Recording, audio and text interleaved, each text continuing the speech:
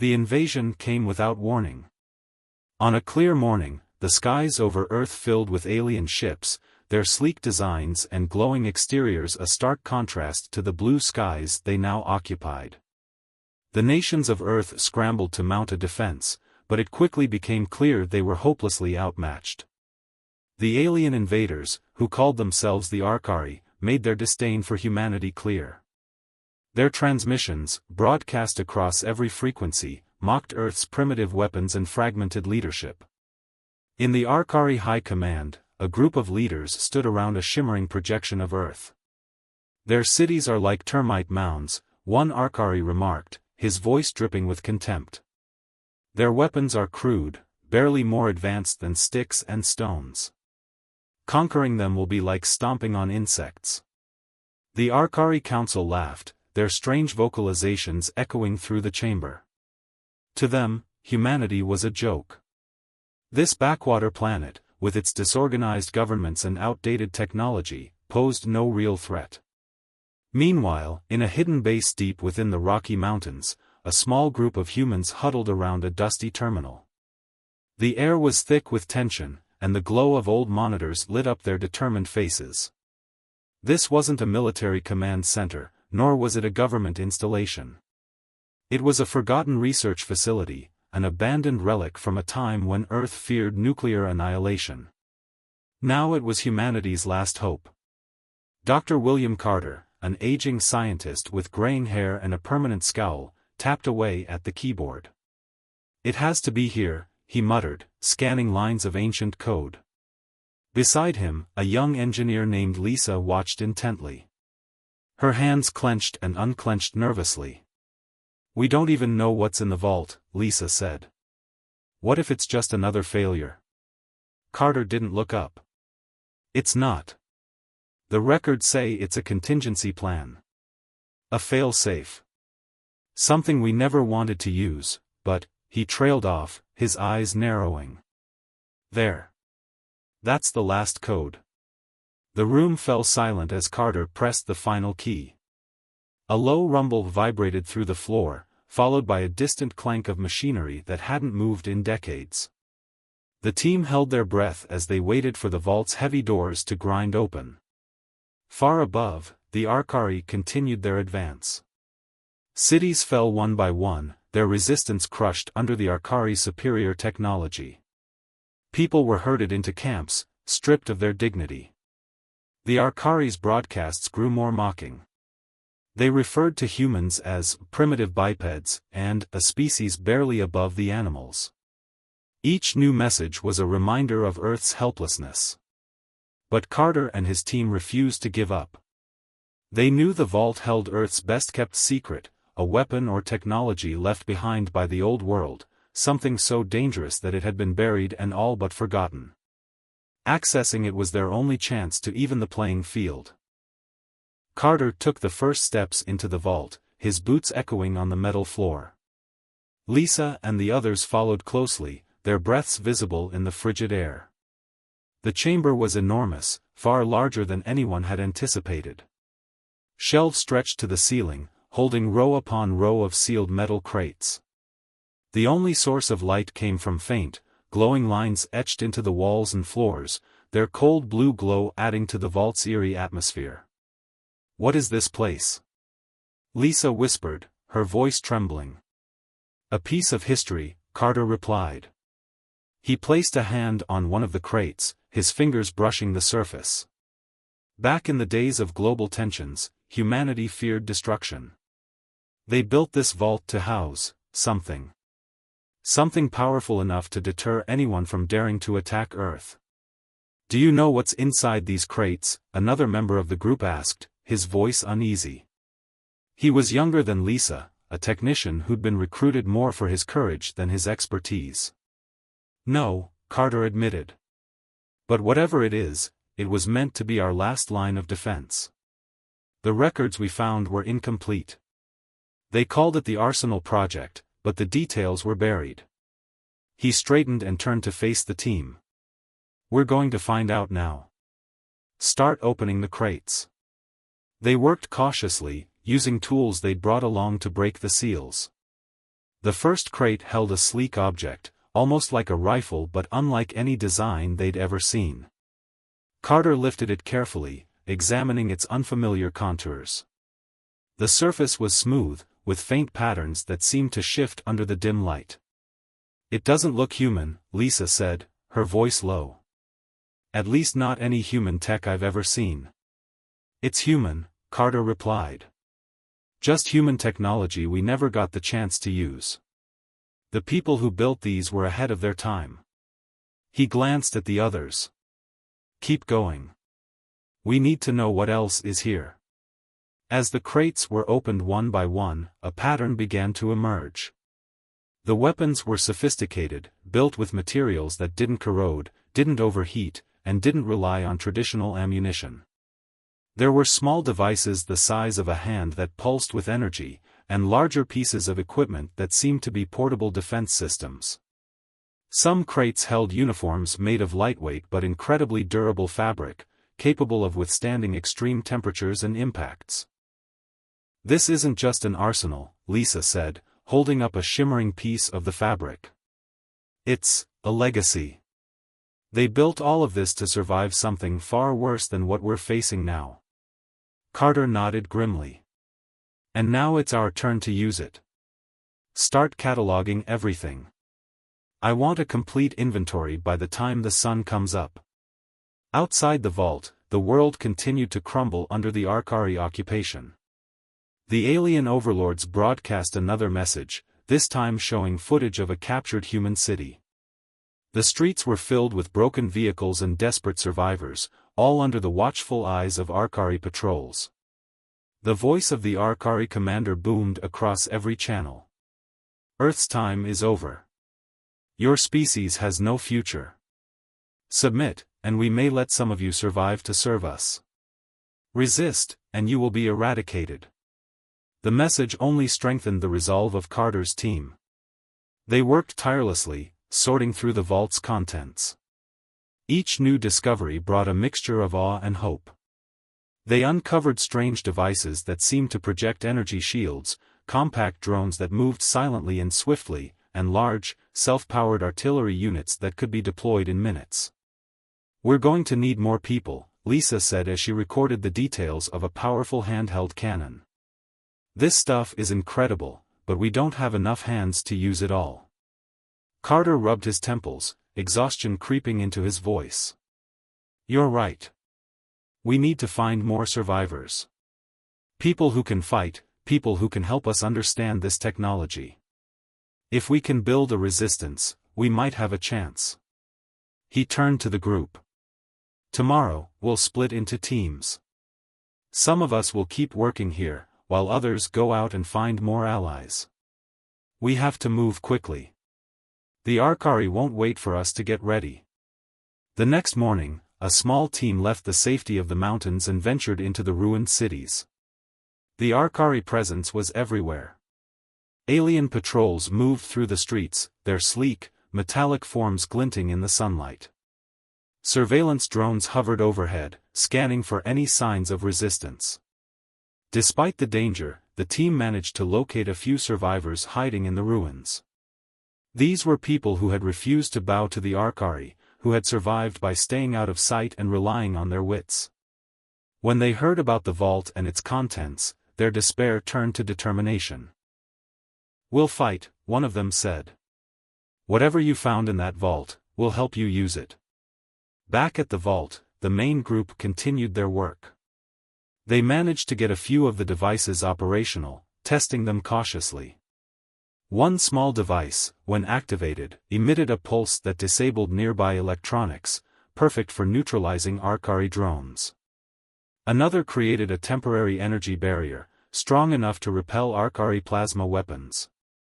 "We've been sitting on this kind of power all this time," Lisa said, shaking her head. "If only we'd known about it sooner." "But we know now," Carter replied. "And we're going to use it. The Arcari laughed at us, but they don't understand what humans are capable of when pushed to the brink." By the end of the day, they had assembled a small but determined force. They had begun to train with the newfound weapons, adapting quickly to the advanced technology. The Arcari's mocking broadcasts still echoed in their minds, but now those taunts served as fuel. Humanity wasn't beaten. They were preparing to fight back. And deep within the vault, there were still more secrets to uncover, secrets that could turn the tide of the war and remind the Arcari that Earth was not so easily conquered. The first taste of hope came quietly, almost unnoticed amidst the chaos. In the sprawling remains of the old city, where shattered glass and twisted metal reflected the gray sky, humanity's resistance began to grow. Small groups of survivors, people who once thought they had no choice but to hide, started to push back. Among the ruins, a young man named Jonah crouched behind a fallen beam, his heart pounding. He held one of the devices from the vault, a compact pulse emitter that fit snugly in his hand. Just a week ago, he'd been scavenging for canned food and praying not to be seen. Now, he was part of something larger. A faint whirring sound approached. An Arcari patrol drone glided into view, its sensors scanning the area. Jonah tightened his grip on the emitter. Beside him, another fighter, a woman in her 40s named Elena, gave a small nod. This was the plan. This was their chance to strike first. Jonah activated the device. A low hum filled the air, followed by a sharp pulse of energy. The drone jerked in midair, its lights flickering before it plummeted to the ground, lifeless. Elena stepped out from cover, aiming a rifle from the vault's arsenal at a second drone. Her shot was precise, and the second drone crashed down next to the first. "Nice work," Elena said, her voice calm but firm. "We've got more heading this way. Get ready." Across the city, similar scenes played out. Small bands of humans, now armed with the advanced technology they had unearthed, began to dismantle the Arcari's grip on their territories. It wasn't easy, each skirmish came with the risk of exposure, and the Arcari were quick to retaliate. But with every drone downed and every patrol disrupted, the resistance grew bolder. Back at the vault, Carter monitored the reports coming in from these groups. He stood before a large table scattered with maps and notes, his brow furrowed in concentration. Lisa stood beside him, her eyes scanning the latest update. "They're adapting faster than I thought," Lisa said. "It's like they were waiting for something to believe in." "They were," Carter replied. "They just needed a spark." Lisa traced her finger along the map. "We're starting to see patterns. The Arcari are sending reinforcements to certain areas, but not others. If we hit them where they're weakest." Carter nodded. "We can take back more ground. But we need to keep it small, keep it subtle. The Arcari still have overwhelming firepower. If we're too bold too soon, they'll crush us." As the resistance fighters gained confidence, they began to share information. Techniques for using the vault's weapons spread from group to group. A makeshift communication network, using old radios and improvised signal boosters, allowed them to coordinate attacks. Carter's team worked day and night to decipher more of the vault's contents, unlocking new tools and refining their strategies. One discovery stood out among the rest, a compact generator that powered the advanced weapons for days on a single charge. With these portable power sources, the fighters could remain mobile and unpredictable. They could strike quickly, then vanish before the Arcari could respond. Jonah and Elena's group became known as one of the most effective cells. They specialized in disabling Arcari surveillance systems, giving other groups the freedom to move and strike. Each success brought more recruits, more hands willing to fight for Earth's survival. But the Arcari were not blind to these developments. Their mocking broadcasts grew more frequent, their messages now tinged with a hint of unease. The alien commanders spoke of insignificant resistance and isolated pockets of defiance, but their actions suggested otherwise. Arcari patrols increased in the regions where resistance was strongest. Heavier drones and armored walkers began appearing on the streets. Carter knew this escalation was coming. He called his team together, their faces lit by the cold glow of the vault's lights. "They're starting to take us seriously," he said. "That's both good and bad. Good, because it means we're making an impact. Bad, because they'll hit back harder." Lisa crossed her arms. "We need to stay one step ahead. If we can keep them guessing, keep them spread thin, we'll buy more time." Time was their most valuable resource. Every day that the resistance grew stronger was another day closer to finding a way to truly tip the scales. Carter and his team worked tirelessly, studying the weapons, analyzing Arcari patterns, and preparing for the inevitable showdown. Amid the constant pressure, moments of humanity emerged. The fighters shared stories of their lives before the invasion. They laughed at small victories, grieved the friends they lost, and found strength in their shared purpose. Jonah, once just a scavenger, became a symbol of resilience. His courage and determination inspired others to stand up and fight. As Part 3 comes to a close, the resistance is no longer just a flicker. It's a flame, small but growing. Humanity, armed with its forgotten arsenal and its indomitable spirit, begins to push back against the Arcari's rule. The battles ahead will be tougher, the stakes higher, but for the first time, there's a glimmer of hope. Humanity's resistance was no longer scattered whispers in the dark. Across the war-torn world, small victories began to coalesce into something far greater. With every drone that crashed to the ground and every patrol that failed to return, hope stirred. The alien Arcari invaders, once so confident in their superiority, now faced a foe that refused to stay down. Carter and his team at the vault had reached a critical juncture. Their study of the ancient arsenal had revealed a range of powerful devices and weaponry, each more advanced than the last. Yet, despite their progress, there were still mysteries they hadn't unlocked, mysteries that could hold the key to not just resisting the Arcari, but defeating them outright. One of those mysteries was the massive object at the vault's core. Encased in layers of protective shielding and surrounded by complex circuitry, it remained inactive. Carter believed it was the vault's centerpiece, a weapon or device meant to turn the tide of any war. But they hadn't yet cracked the code to activate it. As Carter worked, the resistance on the ground was steadily shifting its tactics. Jonah, who had become a trusted leader among the fighters, was now running missions designed to hit the Arcari where it hurt most. His unit specialized in disabling communication hubs and severing supply lines. Each successful operation forced the Arcari to divert more resources, stretching their forces thinner and thinner. One night, Jonah and Elena's team infiltrated a heavily guarded Arcari command post in what was once a bustling city center. The mission was simple: plant a disruption device from the vault's arsenal near the Arcari's main relay and get out undetected. But simplicity didn't mean easy. The team moved through the shadows, their equipment humming faintly in the silence. Jonah held the disruption device tightly, knowing that activating it would send out a pulse to disable all nearby Arcari electronics. It was a one-time use tool, and they only had a handful left.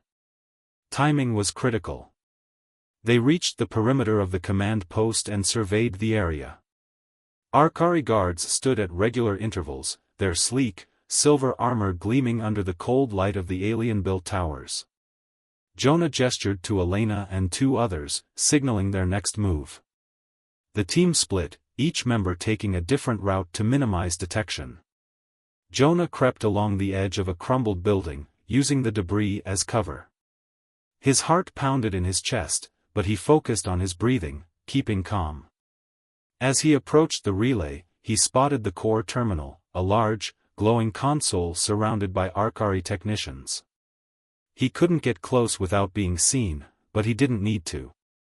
The disruption device had a range wide enough to reach the terminal from his position. Jonah carefully set the device down, activated its timer, and retreated. The entire operation took less than a minute, but it felt like hours. He joined Elena at their rendezvous point, and the team slipped away unnoticed. Minutes later, a surge of electromagnetic energy swept through the command post. The lights flickered, the relay shut down, and the Arcari guards stumbled as their suits' systems temporarily malfunctioned. In the confusion, the team made their escape. This single act of sabotage caused a chain reaction. Without the relay, the Arcari lost coordination in the area. Resistance groups that had been hiding nearby seized the opportunity to launch attacks, reclaiming key sections of the city. The Arcari's control over that region began to crumble. Back at the vault, Carter received the news of Jonah's success. He allowed himself a rare moment of satisfaction. "They're learning to fight," he said. "They're learning how to win." But Carter also knew that the Arcari would not take these losses lightly. Their broadcasts grew angrier, their threats more severe. They declared that any humans captured would be executed on sight. They sent larger patrols, deployed new combat drones, and intensified their efforts to locate the Resistance's central hub. Lisa approached Carter one evening, her expression troubled. "We're pushing them, but they're pushing back. Harder than before. If they figure out we're working from the vault." "They won't," Carter said firmly. "We've taken precautions. The vault is buried deep, and our communications are secure. As long as we stay ahead of them, they'll never find us." Lisa nodded, though she didn't seem entirely convinced. She knew that staying ahead of the Arcari wasn't just about hiding, it was about staying innovative, staying unpredictable. The Resistance couldn't afford to be static. So Carter and his team doubled down on their research. They pored over every file, every blueprint, every fragment of data from the vault's ancient creators. Days and nights blurred together as they sought the answers that would unlock the vault's true potential. One breakthrough came from an unlikely source, a piece of equipment that had been written off as non-functional. Lisa discovered that it was a diagnostic device, capable of analyzing the vault's dormant systems.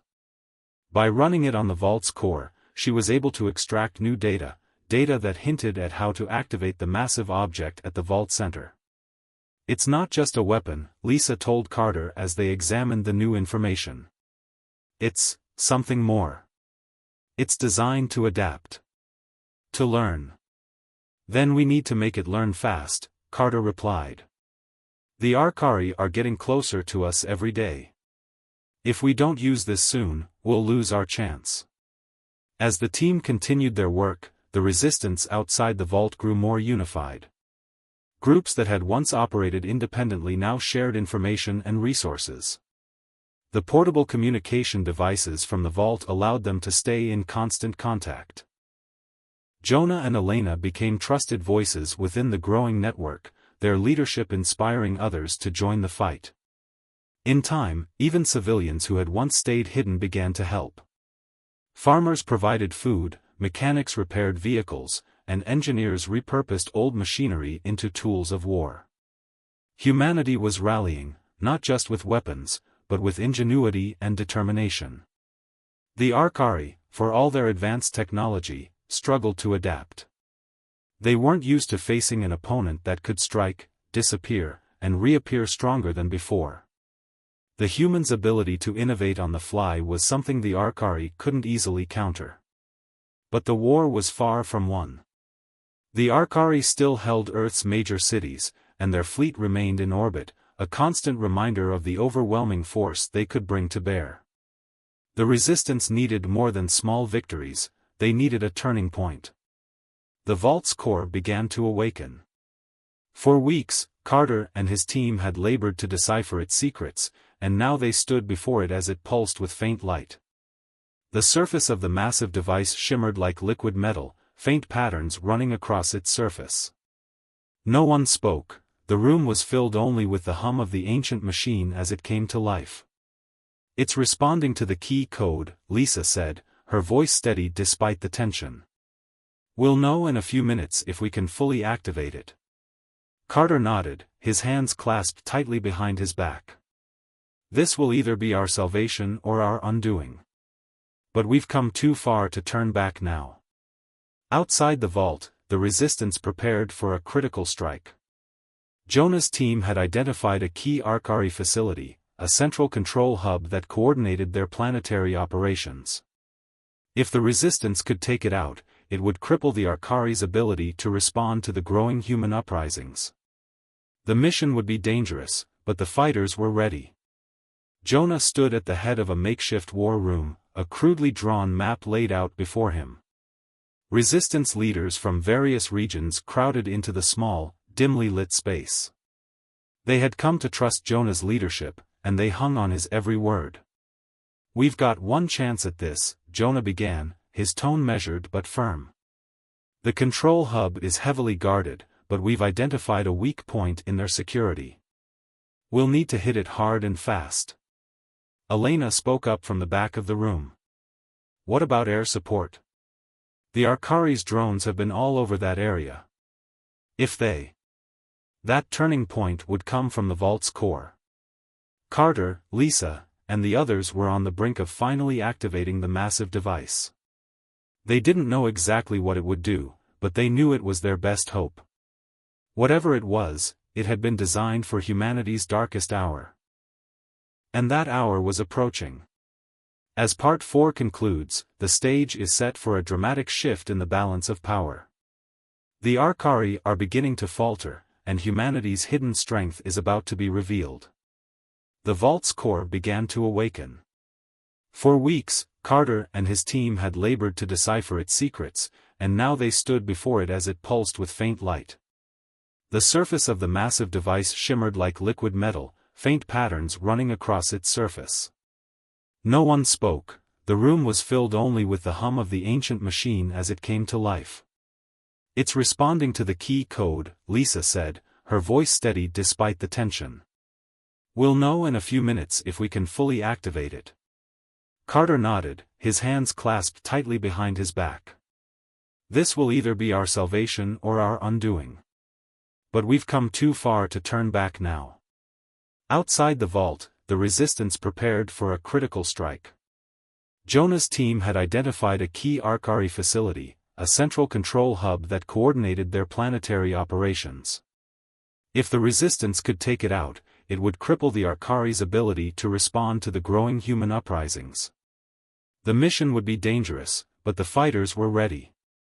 Jonah stood at the head of a makeshift war room, a crudely drawn map laid out before him. Resistance leaders from various regions crowded into the small, dimly lit space. They had come to trust Jonah's leadership, and they hung on his every word. "We've got one chance at this," Jonah began, his tone measured but firm. "The control hub is heavily guarded, but we've identified a weak point in their security. We'll need to hit it hard and fast." Elena spoke up from the back of the room.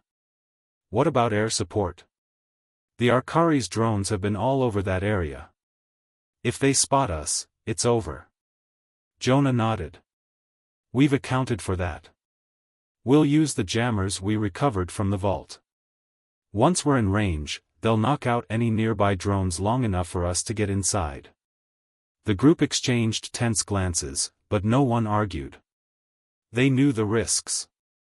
They also knew that this was the best opportunity they'd had to strike a decisive blow against their oppressors. Meanwhile, back at the vault, Lisa's voice cut through the tense silence. "It's ready." Carter stepped forward. The core now emitted a steady glow, the shifting patterns on its surface slowing as if waiting for a final command. "What do we know about what it'll do?" he asked. "It's designed to release a pulse," Lisa explained. "But this isn't just an EMP. It's something more advanced, something that adapts to the target. If it works as intended, it could disrupt the Arcari's entire technological network. Their ships, their weapons, even their infrastructure." "And if it doesn't work as intended?" Carter asked. Lisa hesitated, then met his gaze. "We don't know. But at this point, it's a chance we have to take." Carter looked around at his team. They were exhausted, but determined. "Then let's do it," he said. "Engage the core." Lisa entered the final command sequence. The vault shuddered as the core released a low, resonant hum that grew louder by the second. The lights in the room flickered, and for a moment, it felt as if the entire structure was vibrating. Then, as quickly as it had started, the hum faded, and the core went dark. The room was silent. "Did it work?" one of the engineers asked. Before Lisa could respond, a transmission came through on their comm system. It was Jonah's voice. "This is Jonah. We've reached the control hub, but something's happening. The Arcari's defenses just stopped." Carter grabbed the comm device. "What do you mean, stopped?" "The drones fell out of the sky," Jonah said, his voice tinged with both confusion and hope. "The guards' weapons, they stopped working. They're scrambling to figure out what's going on. Whatever you did, it's working." Carter exhaled, a wave of relief washing over him. "Then take advantage of it. Secure that hub." Jonah didn't need to be told twice.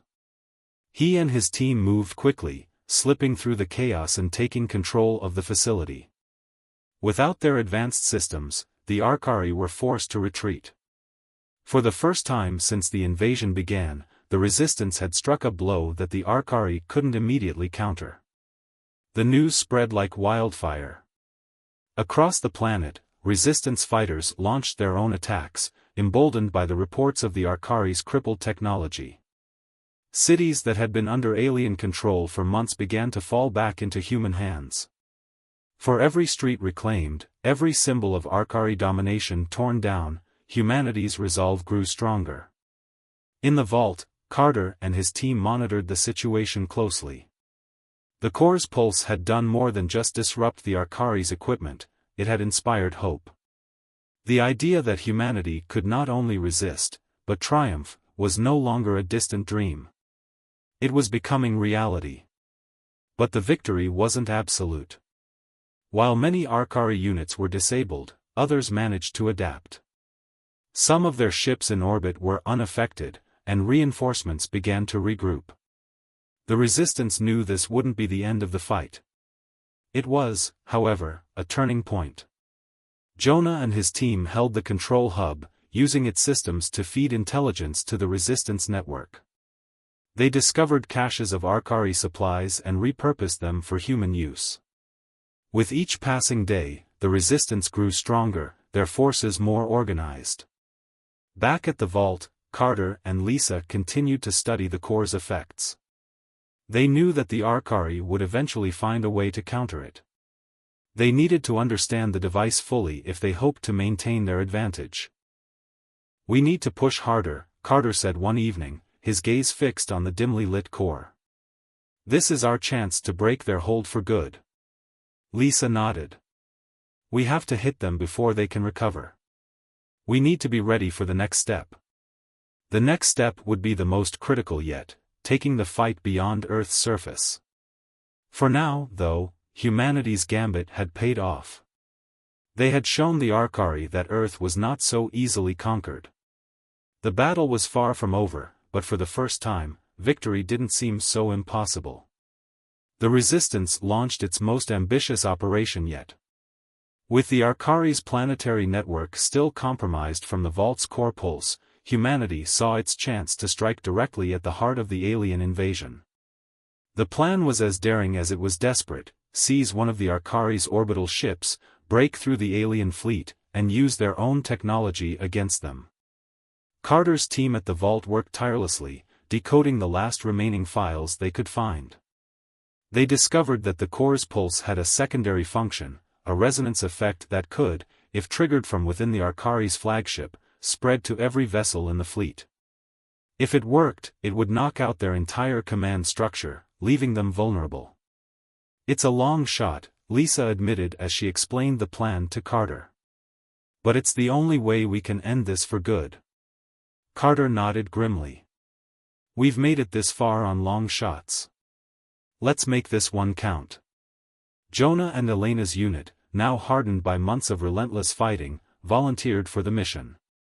With them was a team of engineers and technicians who had spent weeks learning the nuances of Arcari systems. The stolen equipment from the vault was packed into makeshift crates, ready for deployment. Every fighter knew what was at stake. If they failed, Earth might never recover. The launch site was a hidden resistance base in the Arctic, far from the prying eyes of the Arcari's remaining forces. The stolen Arcari transport they had acquired, a sleek, silvery vessel, stood ready on a makeshift pad. It was their ticket to the orbital fleet and the flagship at its center. Before boarding, Jonah addressed the group. "We've been fighting for a long time, and I know you're all tired. I know you've lost people, friends, family. But this mission isn't just about us. It's about every single person back on Earth who's counting on us. We've come this far because we never gave up. Let's finish what we started." A quiet cheer rose from the group. They knew the risks, but their resolve was unshakable. They boarded the transport and prepared for liftoff. Breaking through the fleet was every bit as dangerous as they expected. The Arcari ships, though still hindered by the core's initial pulse, were not defenseless. As the Resistance transport approached the fleet, swarms of drones and small fighter craft engaged them. The pilots fought back fiercely, using every trick and maneuver they knew. Inside the transport, the team held onto their harnesses as the ship shook under enemy fire. Jonah checked the status of their weapon systems. "Elena, we need those shields up now," he called out. "I'm on it." Elena replied, her hands flying over the controls. A surge of energy coursed through the ship, and the shields flickered to life, deflecting several incoming blasts. As the transport reached the edge of the fleet, Carter's voice came through the comm, "You're almost there. The flagship is just ahead." The massive Arcari flagship loomed before them, a dark, monolithic structure that dwarfed the smaller vessels around it. The Resistance ship dodged incoming fire and made a desperate run for the hangar bay. Explosions rattled the hull as they landed hard inside. "Go, go, go!" Jonah shouted as the team disembarked. Armed with the vault's advanced weapons and their own determination, they pushed through the hangar, taking down surprised Arcari soldiers. The corridors of the flagship were sleek and sterile, glowing with a cold, blue light. The Resistance fighters moved quickly, guided by the schematics Carter had provided. Their target was the ship's central command hub, where they could plant the device that would trigger the core's resonance pulse. Along the way, they encountered heavy resistance. Arcari troops poured into the halls, their plasma weapons lighting up the corridors. But the Resistance's advanced shields and energy-based weapons from the vault gave them the edge. Jonah led the charge, taking down Arcari after Arcari, while Elena coordinated the team's movements. Finally, they reached the command hub. The room was vast, filled with towering consoles and holographic displays. At its center stood the Arcari commander, a towering figure clad in shimmering armor. His voice, deep and guttural, echoed through the chamber. "You dare to bring your primitive rebellion here? This ends now." Jonah stepped forward. "You've underestimated us before. This time, you won't get another chance." The commander raised his weapon, but Jonah was faster. A shot from his vault rifle hit the alien's armor, causing it to flicker and fail. The rest of the team moved in, their combined firepower overwhelming the remaining guards. The commander fell, and the room fell silent. Elena ran to the central console, pulling out the resonance device. "This is it," she said. "This will finish it." She placed the device into the console's core, typing in the final sequence. A low hum filled the room as the device activated. "We have to get out of here now," she shouted. The team ran back to their ship, fighting through pockets of resistance along the way. They barely made it back before the pulse went off. From Earth's surface, Carter and his team watched as the fleet above began to falter. Ship after ship lost power, their lights dimming as the resonance pulse spread. The massive flagship, once a symbol of Arcari dominance, now floated lifeless in orbit. "Did they make it?" Lisa asked, her voice filled with worry. The comm crackled to life. "This is Jonah," a familiar voice said. We're on our way back. Mission accomplished. Carter let out a breath he hadn't realized he was holding. They did it, he said quietly. They actually did it. The Arcari occupation was broken. With their fleet in disarray and their command structure shattered, the remaining Arcari forces on the ground quickly surrendered. The resistance moved swiftly to secure the planet, ensuring that no remnants of the Arcari could regroup. Humanity had not only survived the invasion, it had triumphed. For the first time in months, the people of Earth could look to the skies without fear. The resistance fighters were hailed as heroes, their bravery and determination celebrated by all. As the final scenes of conflict faded, Carter and his team stood at the entrance to the vault. The core's faint glow was still visible, a reminder of the technology that had saved them. This was more than just a weapon, Carter said. It was proof of what we're capable of when we come together. Lisa nodded. We won because we never stopped fighting. Because we believed we could. Jonah and Elena, now leading efforts to rebuild and secure the planet, visited the vault one last time. They looked at the ancient machines, the devices that had turned the tide of the war. We'll keep this safe, Jonah said. But I hope we never have to use it again. Elena smiled. We won't. Because now, everyone knows what humanity can do. They won't dare try this again. Earth's scars would take time to heal, but humanity was ready to rebuild, stronger and more united than ever before. The laughter of the Arcari was silenced, replaced by the determination and resilience of a species that had faced extinction, and emerged victorious.